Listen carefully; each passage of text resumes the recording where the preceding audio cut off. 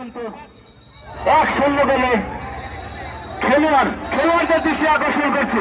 আপনাদের কিন্তু শুধু দর্শক মন্ডলী, আপনারা কেউ মাঠের মধ্যে প্রবেশ করবেন না। কমিটি আছে, আপনারা কেউ মাঠের মধ্যে প্রবেশ করবেন না। খেলোয়াড়দের দৃষ্টি আকর্ষণ করছি। বাবা তুই এদিক টাকা মিঠু ভাই একেবারে সজাগ থাকবা। কোন দর্শক কিন্তু আপনাদেরকে আগেই বলেছি, শুরুতেই বলেছি, আপনাদেরকে আগেই বলেছি, কোন দর্শক মাঠে প্রবেশ করবেন না। দর্শক মাঠের বাইরে চলে আসুন, দর্শক মাঠের বাইরে চলে আসুন।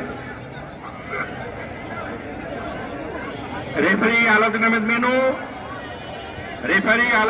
মেনু, কমিটির সঙ্গে একটু কথা বলবেন। রেফারি আলাউদ্দিন আহমেদ মেনু একটু কমিটির সঙ্গে কথা বলবেন। আর দর্শক, আপনারা কোন অবস্থায় মাঠে প্রবেশ করবেন না, কোন অবস্থায় আপনার মাঠে কেন যাবেন না।